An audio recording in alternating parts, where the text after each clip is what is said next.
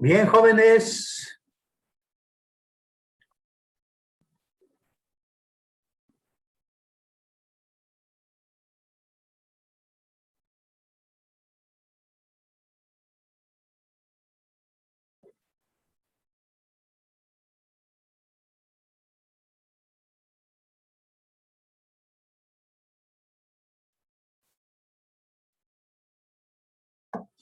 No se olviden anotarse en el chat, por favor. Anótense en el chat.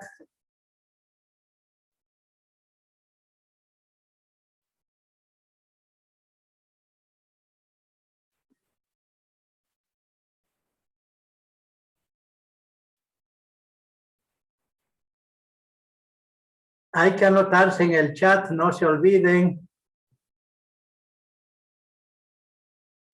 El tema de hoy es enfermedades diarreicas agudas. Y vamos a comenzar.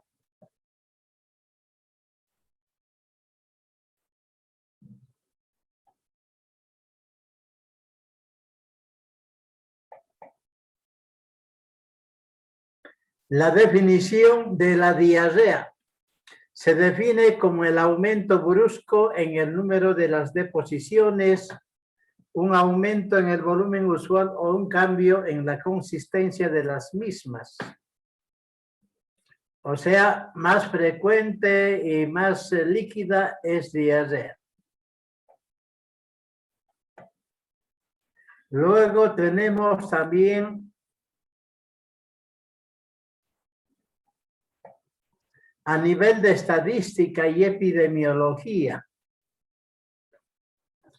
Tenemos que el rotavirus es la causa principal de gastroenteritis aguda con diarrea grave y deshidratación en menor de 5 años. Y el rotavirus afecta casi un 70% de la patología, ¿no? En diarreas. 30% serían bacterianas o parasitarias. Cada año causa 114 millones de consultas. Cada año, ¿no? Dentro de eso tenemos 24 millones de consultas, 2.4 millones de hospitalizaciones, luego 20-50% de hospitalizaciones por diarrea, ¿no? Por diarrea. Y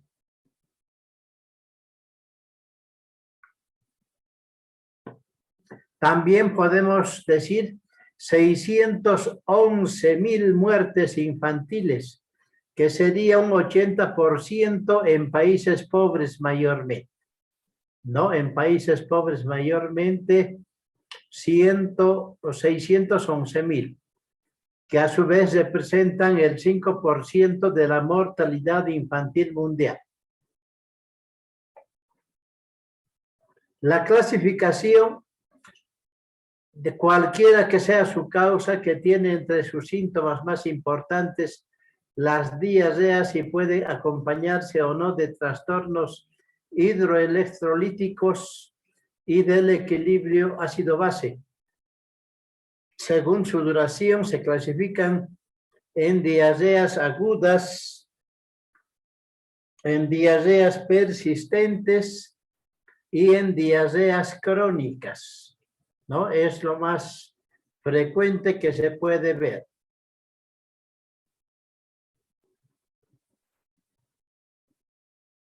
Luego tenemos mecanismos de producción. Acá, según el mecanismo de producción, la causa de cualquier diarrea es el trastorno del transporte de solutos, ¿no? A través de las membranas intestinales y el movimiento del agua a través de dichas membranas es pasivo y está determinado por los flujos activos y pasivos de los solutos, sobre todo del sodio, el cloro y la glucosa. Deben recordar en fisiología, mayormente se habla de la bomba de sodio, la bomba de potasio, y como energía para que mueva la glucosa, ¿no? El azúcar, como energía. Entonces es importante en nuestra vida el sodio, el potasio y el azúcar o la glucosa. ¿Qué es la diarrea secretoria? Suele ser causada por algún secretagogo, ejemplo, toxina del cólera, que se une a un receptor en el epitelial de superficie intestinal y que por lo tanto estimula la acumulación intracelular del AMP cíclico y de la GMP cíclico. Las diarreas secretorias suelen ser acuosas y de gran volumen. Estas persisten generalmente incluso aunque no se administren alimentos por vía oral, ¿no? Existe también. Vamos avanzando. ¿Qué es la diarrea osmótica? Su nombre lo dice, aparece tras la ingestión de solutos insuficientemente absorbidos. El soluto puede ser cualquiera que normalmente no se absorba bien. Las diarreas osmóticas suelen tener un volumen menor y desaparecen con el ayuno. Prevención, manejo y control de las diarreas. Generalmente el comienzo es brusco. La mayor parte de los episodios de diarrea aguda remiten espontáneamente y duran de 3 a 7 días. No obstante, el personal médico debe tener en cuenta los grupos de alto riesgo.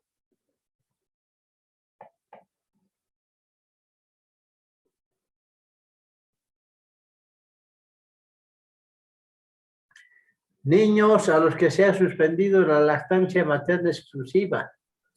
Personas que viven en condiciones de hacinamiento. Niños y personal que coexisten en círculos infantiles u otra institución infantil, caso guarderías. Inmunodepresión, ancianos y pacientes que reciben tratamiento con esteroides e inmunodepresores. Trabajadores sexuales y personas positivas al VIH son de riesgo en esta situación. Bueno. Complicaciones de la diarrea aguda. La deshidratación con acidosis es la complicación más común de la diarrea aguda. La mayoría de las diarreas que causan excesivas pérdidas de líquidos resultan en una concentración isotónica de los espacios corporales, la isonatremia. En niños desnutridos o con diarrea crónica o repetida, tiende a producirse la hiponatremia. Entonces, de la isonatremia va a la hiponatremia, ¿no? Hay que reducir en otro momento. Pasamos. La deshidratación hipernatrémica, por otra parte, se ve raramente en la actualidad y su tratamiento requiere de una corrección de la deshidratación más lenta y controlada. Las complicaciones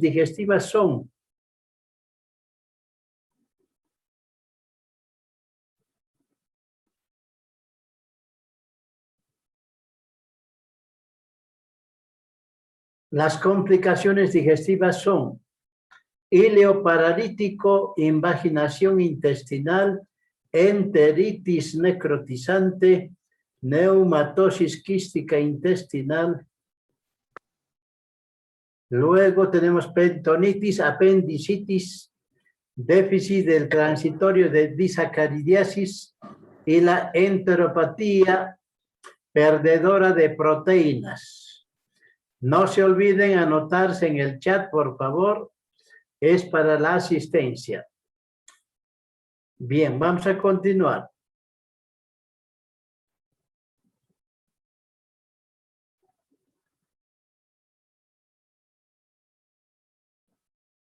Bien, exámenes complementarios. Hemograma, parcial de orina, heces fecales seriadas, o sea, el coproparasitológico, coprocultivo, determinación de leucocitos polimorfos, en heces, en la intubación duodenal también. Se pueden indicar otras pruebas en dependencia de los síntomas, ionograma, gasometría, osmolaridad del plasma y otras. Luego tenemos tratamiento profiláctico. Mantener la lactancia materna exclusiva por 6 meses.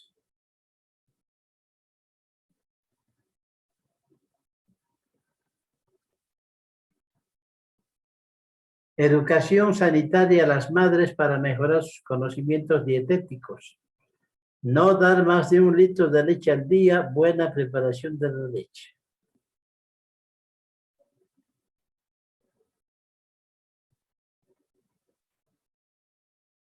Bien, tenemos también evitar el destete precoz, mantener las medidas de higiene en el hogar, promover la asistencia a las consultas programadas.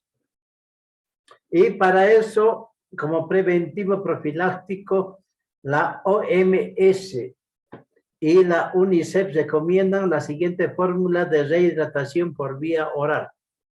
La SRO, los sobres de rehidratación oral o las sales de rehidratación oral. ¿Qué es lo que contienen y cómo se prepara? Se prepara en 1 litro de agua, hervida fría, lógicamente. Glucosa, tiene glucosa 20 gramos, tiene cloruro de sodio 3.5 gramos, tiene cloruro potásico 1.5 gramos y bicarbonato de sodio 2.5 gramos. Eso viene ya preparado en el sobrecito. Y el desafío está... Esta fórmula, dice, está comercializada en todos los países del mundo de forma estándar en sobrecitos que hay que verter en una jarra con 1 litro de agua.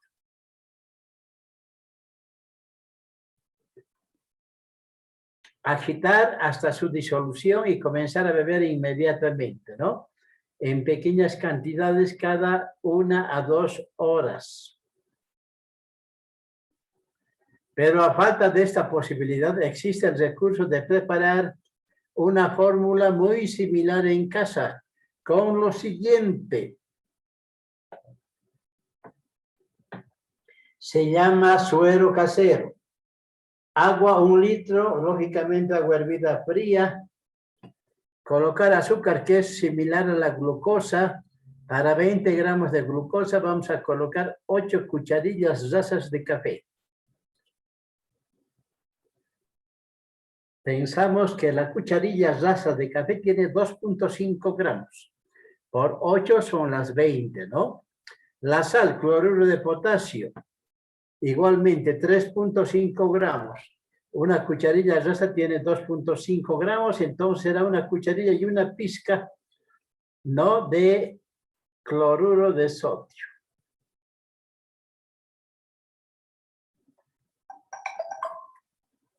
Tenemos el zumo de limón que tiene potasio, el plátano también, pero el plátano no podemos diluir en el agua, pero sí el limón.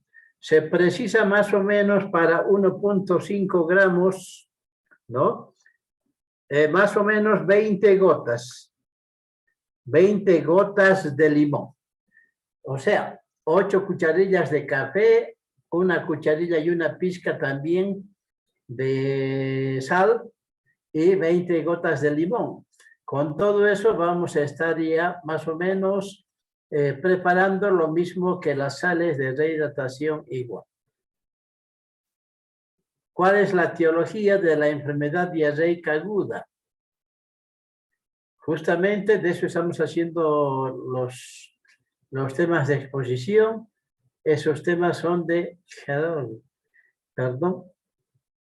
ahí dependiendo, ¿no? Acá tenemos infecciones bacterianas, virales, parasitarias, por hongos, alimentarias, perdón, medicamentosas, endocrinometabólicas y otras.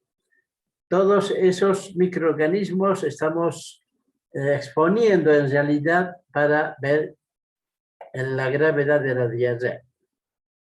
Prevención, manejo y control, planes de tratamiento. Plan A, para prevenir la deshidratación, tratamiento en el hogar. Plan B, para tratar la deshidratación por vía oral. Y plan C,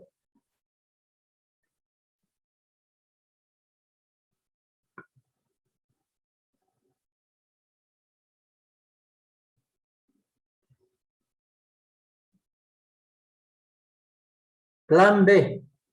Plan C sería netamente hospitalario para tratamiento rápido de shock, ¿no? Por deshidratación, hospitalario vía endovenosa acá, ¿no? Vía endovenosa. El plan A lo vamos a explicar en grande, es el tratamiento en el hogar. Para eso la persona tiene que estar muy acorde o despierto para poder servirse líquidos, ¿no? Entonces, se capacita al responsable del cuidado del paciente con enfermedad diarreica para continuar su tratamiento en el hogar y para iniciarlo en forma temprana en futuros episodios de diarrea, aplicando el ABC de las diarreas que a continuación se menciona. A sería la alimentación habitual que hay que continuar. B sería bebidas abundantes, aumentar líquidos y ofrecer vía suero. Y C, reconocer los signos de deshidratación y otros de alarma, consultas efectivas. Si la madre es responsable del menor, lleva un adecuado manejo efectivo en el hogar y sepa identificar los signos de deshidratación y certificación.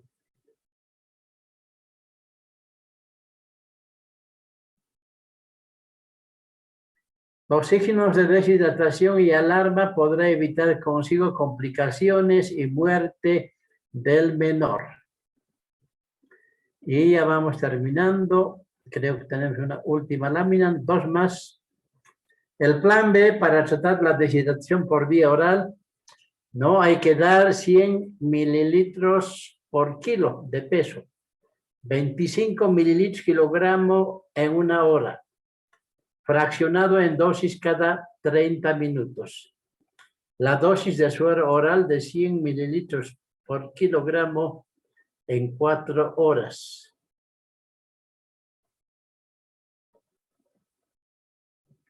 Es para reponer las pérdidas previas, 50 a 80 mililitros por kilo, y las pérdidas actuales, 5 a 20 mililitros por kilogramo hora.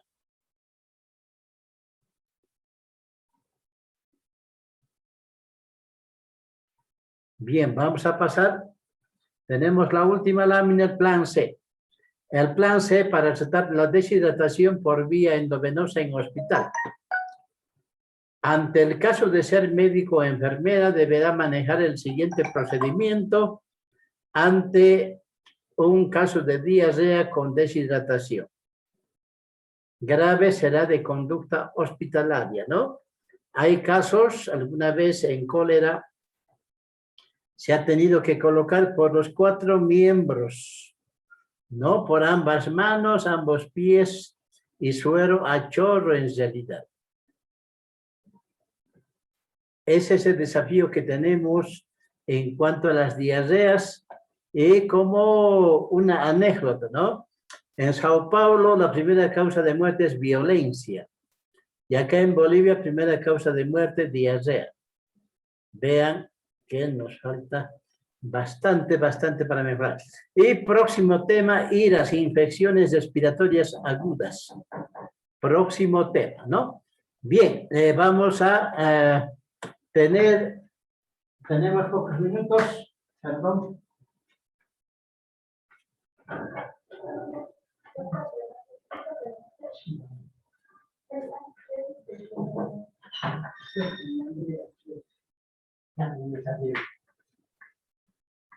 Bien, los pocos minutos que tenemos lo vamos a desarrollar con un video que tenemos. Esperemos que esté.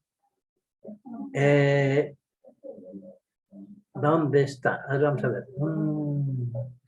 Esta creo que no es, pero vamos a abrir y de ahí vamos a ver la otra que tenemos. Para eso tenemos que bajar un poquito. Compartir.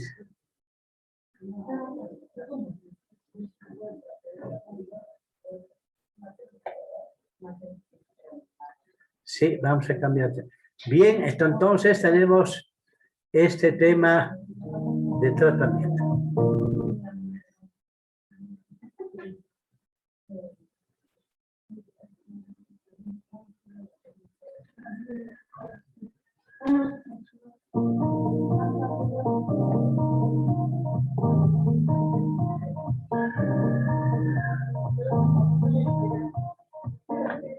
En primer lugar, agradecer la gentileza de nuestro actual presidente, el doctor Fabio Gil, agradecer a Fabián Juliao la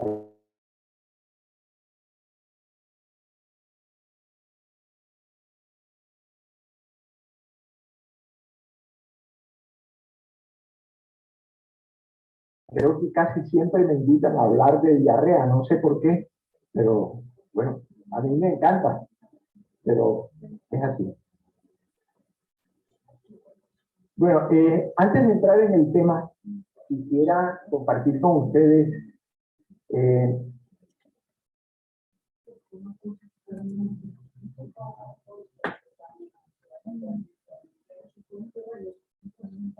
este artículo publicado recientemente en un número especial de la revista Gastroenterology a propósito del 75 aniversario de esta gran publicación que representa un emblema para la gastroenterología. Y el último capítulo de este número me impactó primero porque me hizo recordar un dicho de un muy querido amigo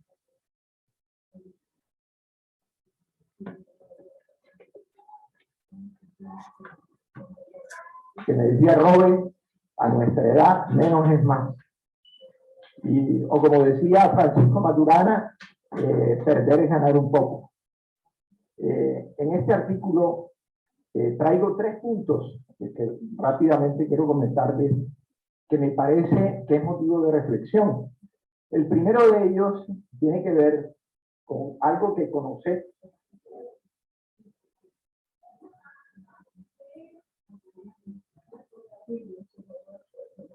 ampliamente, y es que la gastroenterología es probablemente la especialidad médica en la que más procedimientos se realizan, por encima de cualquier otra.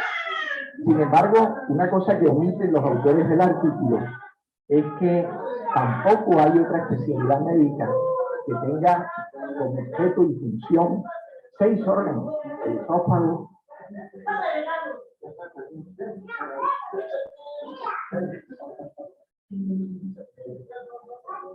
el estómago, el intestino delgado, el colon y recto, el páncreas y el hígado. De manera que el corazón es uno solo, los pulmones son 2, pero funcionan como uno. En cambio, cada uno de nuestros órganos del aparato digestivo funcionan de una manera independiente desde el punto de vista anatómico, funcional.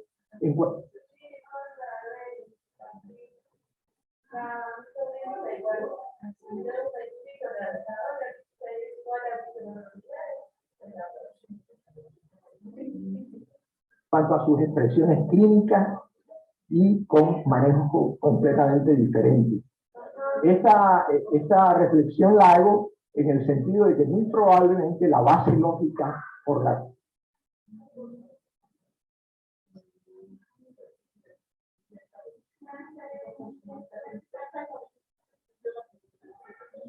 cual pedimos tantos estudios es que hay múltiples órganos de nuestra área.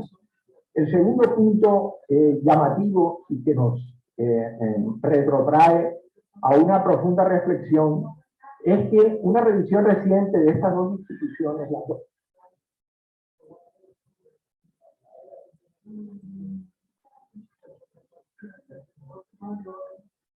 más importantes de Estados Unidos, que son la AGA y la American College, revisando las últimas 8 guías, 4 de cada institución, el 75% de las recomendaciones actuales en la patología más frecuente del aparato digestivo tienen un nivel bajo o muy bajo de virus.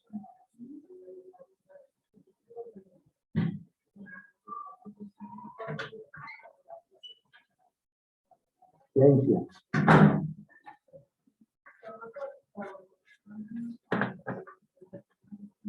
Ciencia.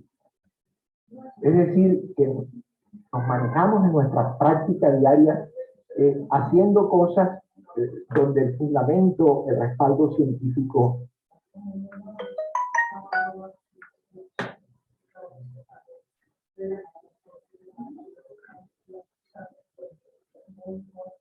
es bastante cuestionable. Para terminar con el último punto, existe definitivamente, como todo, como la tecnología puede ser buena, pero en exceso mala, hay un sobreuso de la endoscopia claramente en todos los niveles.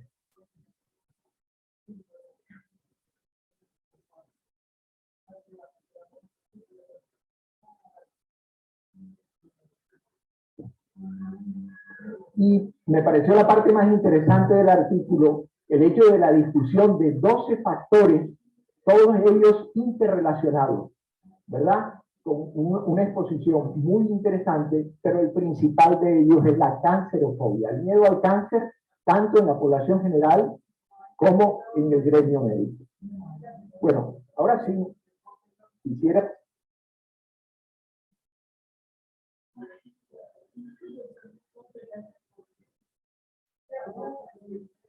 entrar en el tema que me corresponde, y básicamente estos puntos que ahí aparecen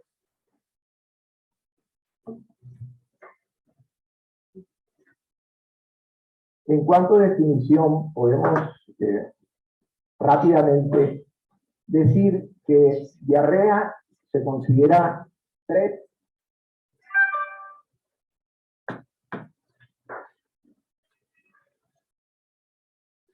o más deposiciones al día, de rojas o líquidas, o también un incremento de la frecuencia de las deposiciones, que algunos establecen hasta un peso de 200 a 250 gramos en 24 horas. Según el tiempo de evolución, lo clásico que hace tantos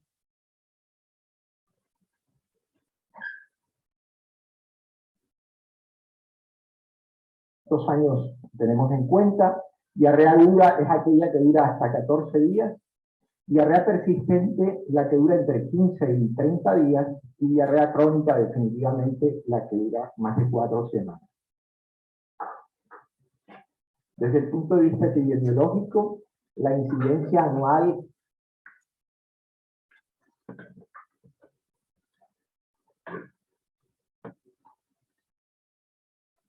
es de 0.1 a 3.5 casos por persona por año, y en los países desarrollados hay mucha menos incidencia, por supuesto, es del 0.1% versus lo que ocurre en nuestros países en vías de desarrollo. En Estados Unidos se estiman unos 179 millones de casos de diarrea aguda por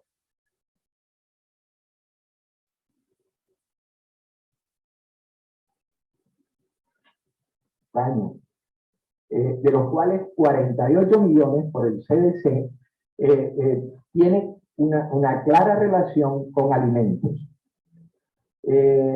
Definitivamente los factores ambientales juegan un rol muy importante, incluyendo, por supuesto, lo más sencillo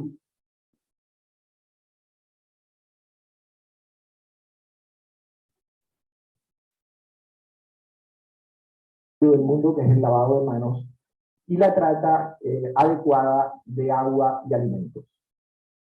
Fíjense ustedes que no hay mayor diferencia cuando uno evalúa las causas de diarrea aguda en países en vías de desarrollo de lo que ocurre en países desarrollados. Básicamente,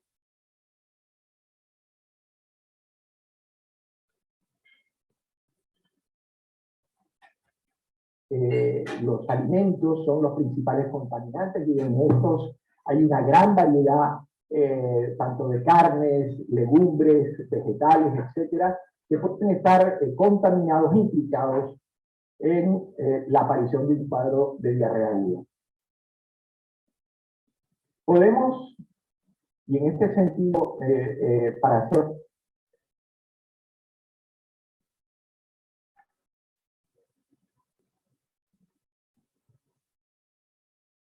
mucho más sencilla la exposición, clasificar en diarrea inflamatoria o disentérica y la diarrea no inflamatoria o acuosa. En la primera, habitualmente hay deposiciones con sangre, moco o pus, habitualmente afecta ilion y colon, ilion terminal y colon. Se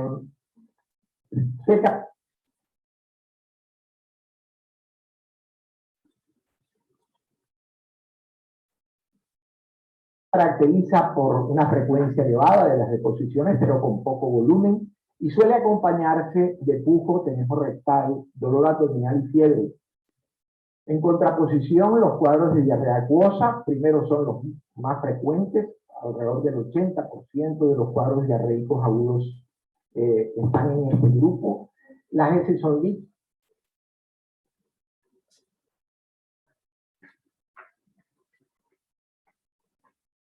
de volumen variable, en ocasiones de importante volumen, sin sangre, moco ni pus. Suele haber escaso dolor abdominal, la fiebre es infrecuente y en la mayoría de casos suelen ser autolimitadas. Para puntualizar, las infecciones virales son la causa más común de diarrea acuosa en la población. En este punto,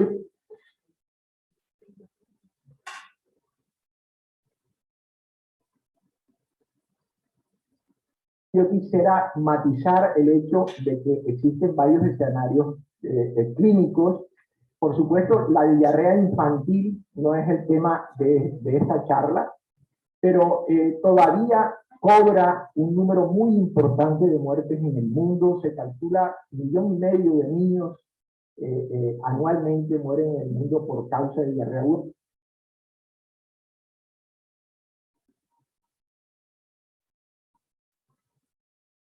La mayoría en países como el nuestro, en vías de desarrollo. El otro escenario es el paciente adulto, el cual lo podemos clasificar en el adulto inmunocompetente y el adulto inmunocomprometido. La mayoría de las cositas que vamos a ver de aquí en adelante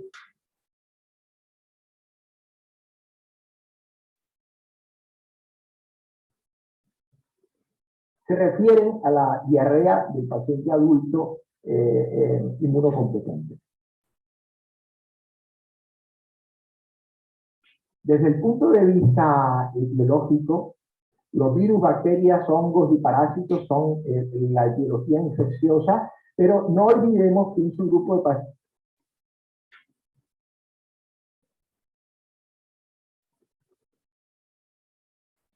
pacientes con diarrea aguda pueden tener como causa fármacos. Es importante en la anamnesis el detalle de toda la medicación que toma el paciente, tóxicos u otros factores. Las infecciones bacterianas suelen estar relacionadas con viajes y comorbilidad.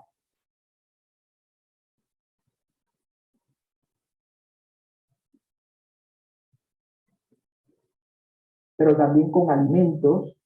Y en este sentido quería matizar un punto, porque habitualmente cuando revisamos la literatura y la diarrea del adulto la clasificamos como diarrea adquirida en la comunidad o diarrea del viajero, normalmente se hace alusión y evoca el hecho de la diarrea del viajero, aquel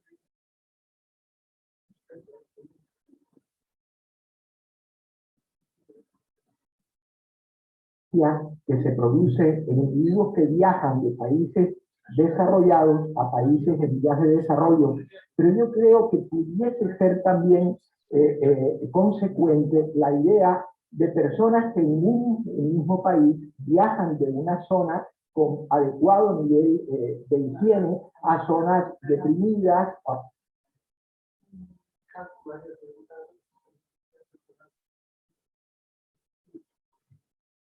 a zonas rurales, donde la calidad del agua, etcétera, puede estar comprometida. Desde el punto de vista de la clasificación que hemos expuesto inicialmente, según la etiología, la diarrea inflamatoria habitual, no inflamatoria, habitualmente es viral,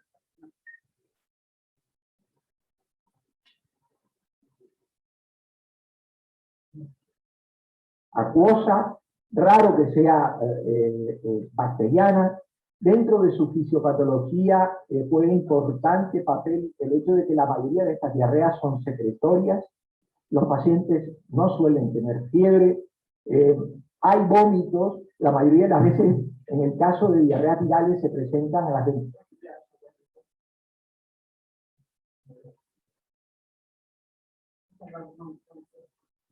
24 o 48 horas, en contraposición de las diarreas por infección alimentaria, donde a las 2 a 4 horas se presentan los cuadros de vómito, y este hecho clínico nos puede ayudar a hacer la diferencia. En cuanto a la diarrea inflamatoria, habitualmente es bacteriana, pero puede ser parasitaria.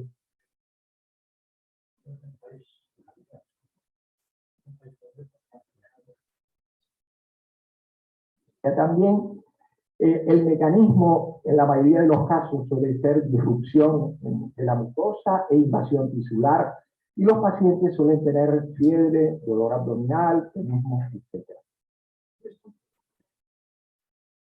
Cuando evaluamos pacientes con diarrea aguda, es muy importante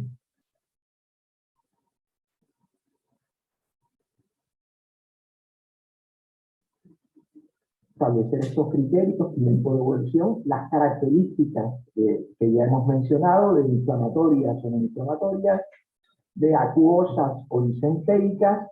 Es importante la asociación con el tiempo de haber consumido alimentos, sobre todo para establecer intoxicaciones.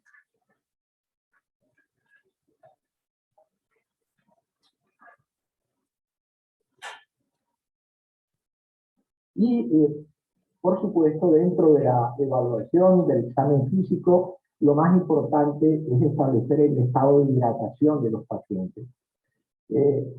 Para nuevamente resumir, de pronto siendo reiterativos, dentro de la historia clínica,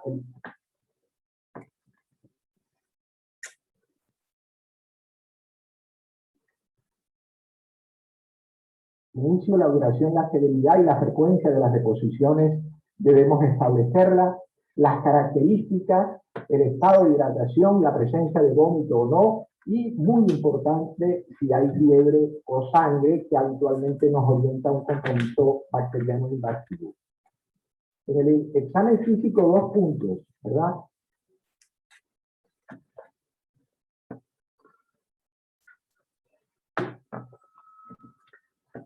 La evaluación que ya hemos mencionado del estado de hidratación y de manera muy importante también el examen, la evaluación abdominal y rectal deberíamos aplicarla en la mayoría de estos pacientes. No olvidar que algunas catástrofes abdominales con abdomen agudo, incluso peritonitis, pueden cursar con un cuadro diarreico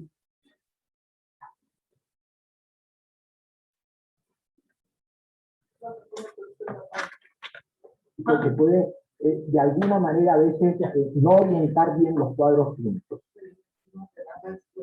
Existen, y estos son los principales factores pronósticos, la edad por encima de 65 años. Jóvenes, tenemos menos de un minuto. Importante. Luego continuamos con las exposiciones. Un número de pacientes muy alto, que lo